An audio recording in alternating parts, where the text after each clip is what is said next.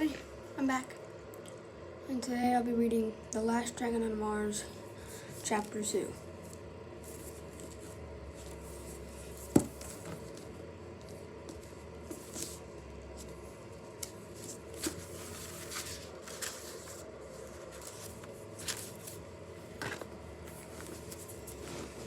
Chapter 2, The Storm.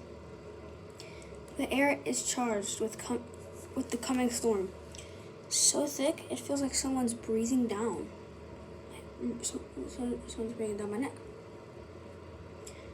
I'm expecting my spotter to already be here. Storm salving is 2-person gig. I learned that the hard way a few years back. I was knifed down. The southern wastes barely survived. Real talk. I should have died that night. I lost a ton of blood. Fell unconscious in the middle of a big storm.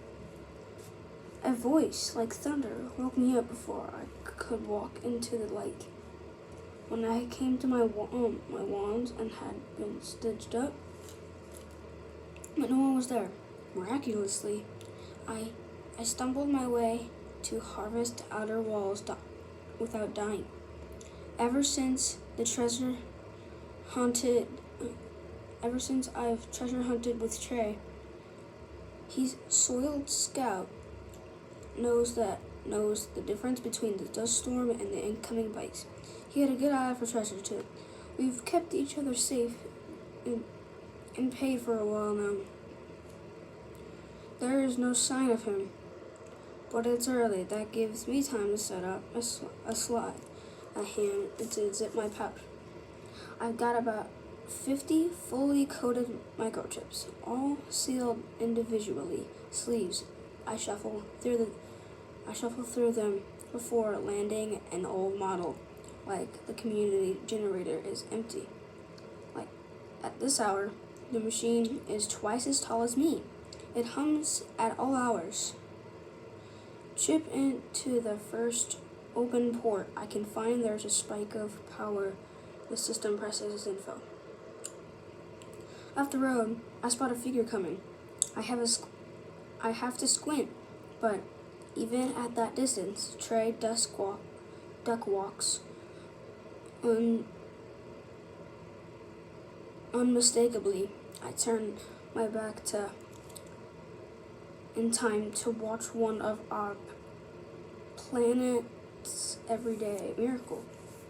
Code translates, substitute follow. It's always in mind. Trip watching how easily we can make something from nothing. Take a few steps back as the air charges with energy. A second later, my favorite road bike digit in front of me.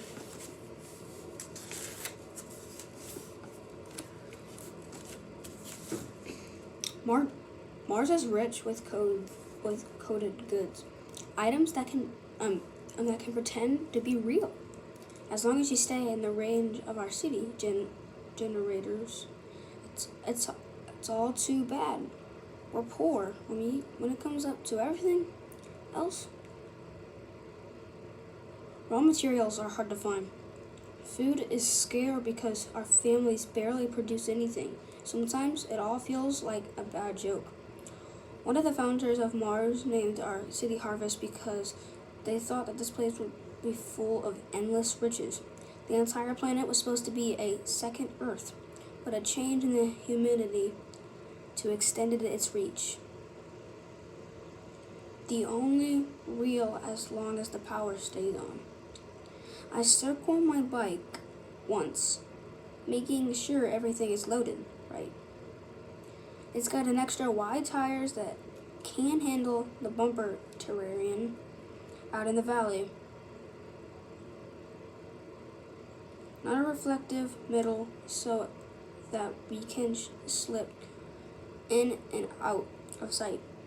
Even a raised seat with 360-degree axes with a spotter can keep their eyes on an entire area with a twitch on their wrist. The engine runs silently too.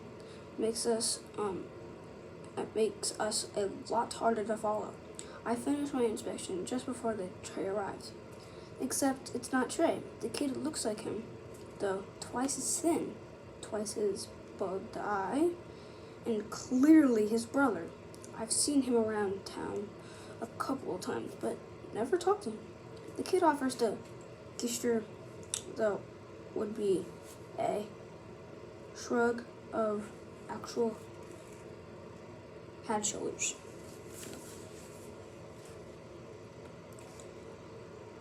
What's this about? I ask. My little Will, Trey's. I'm little Will, Trey's brother. Thanks. I've got eyeballs. Where's Trey? That's a Jupiter-sized storm out there. It's about to rip us. Into parts of the valley we've never south-gauged. That means treasure we'll never seen. I need Trey. Not. I guessed you're in his direction. Not whatever kind of stick figure creation you are. Stars have mercy. Please go home and get your brother. A little Will shakes his head. He sent me in his place. Unsaid yourself. I really don't have time to waste on this. Look, Trey was arrested last night. They got him on some kind of bogus charge. He already is working on a shift to get free, cleaning sewage pipes or something. But he heard a storm was coming. So he sent me, little Will, tries to stand taller. Just makes his head look like it's even more on the verge rolling off the bird's thin shoulders. Trey taught me everything he knows. Trust me, we're good. The gears in my mind are spinning. The monster outside the city gates too big to ignore. A glance shows that it's passing through a salgating zone now. All of those potential treasures, I can't just sit out. I just can't sit out. Can't just sit this one out.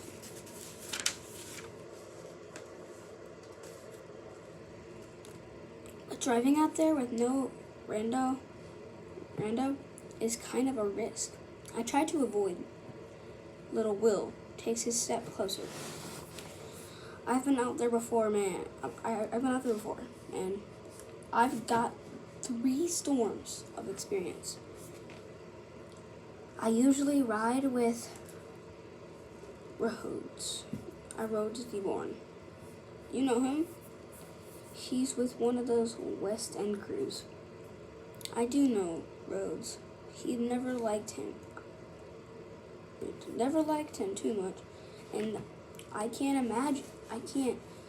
imagine him prowling the waste with his slinky of a kid. Oh yeah. What? Oh, was your take? He shrugs again. He goes to move, mostly protectors and scrap of our fuss. We frown an old pilot terminal that sold well.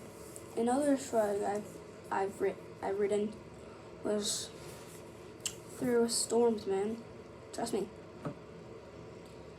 I trust him exactly 0, but I'm not about to risk one of my own crew out there either. That was the whole point of teaming up with Trey in the first place. We put our necks on the line, making enough cash to put food, and believes in the rest of the kids I look out to forget to enjoy a better life without having to take risk I'm taking. Outside the walls, there's a sharp crick,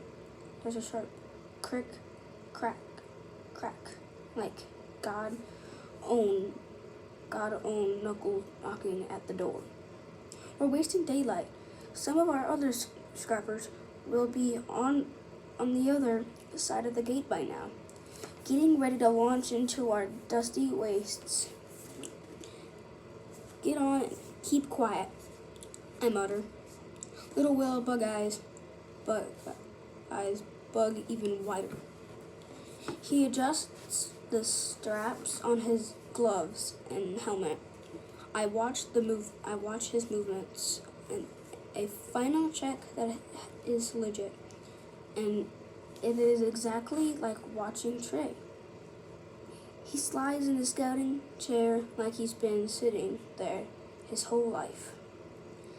I take a deep breath before slipping in, I take a deep breath before slipping a leg over the body, like the bike, and learning down the over handles. I punch the entrylion, dust kicks up. We glide down the back roads, circling all the communities, stacks hundreds of homes. Harvest isn't a pretty city. From above, I'd imagine the place to look like an old man with his back on the wall, someone who's waiting for the rain to stop, except it never does. There's always another fight on the horizon when you live on Mars. My bike instruments are taking readouts from the storm. We're getting close to the western tunnel when detailed imagery appears on the screen. I was right. It's a certified monster. It's almost crossed through the entire self-gating zone. I keep low on my bike. Of the city exists are underground. The mouth of the tunnel swallows it, and my head flicks on automatically. I always liked this little calm before the storm. It's a good place. It's a good place to make peace with the world and understand that once I'm outside, the gates are always a chance. I won't come back. The tunnel spits us out on the other side of the city's exterior wall, right into that danger zone. There's already a few coated bikes and hovering, waiting out there. Other Stargaters, like me, everyone's engines are set up to idle. I take the next spot in line. We don't talk with our mouths off. Never when there's a storm like that crawling over the plains. It always feels like we're watching some dead thrash back to life. Somewhere out those hills and accessories killed off areas like the king and dragon of Mars about 100 years ago, and the planet has been trying to kill us ever since. I respect the fully watched at a distance before I whisper. Not today. No, he hears the words but me. Lightning tugs down the storm, shoulders over the ridgeline, and we all instant casually. Now the timing is right. Engines kick back on their engines kick on. There's a delicate balance on the moment. Ride down too soon, the storm will turn us. It's like they have a mind of their own. Like some storms have been sent here just to haunt humans. But if you ride out too late, all of the other Stargaters will get a best treasure before you do. No one wants to come back empty-handed. Still, I never go first. That's a sort of bloodlines that Mars has taken to punish after 3 other teams take off. I finally slam my foot on the ground. Little Will lets out of the wild whoop. We vault through the knee-high red grass, right into the jaws of the storm. That is the end of chapter 2. Hope you liked it. Bye.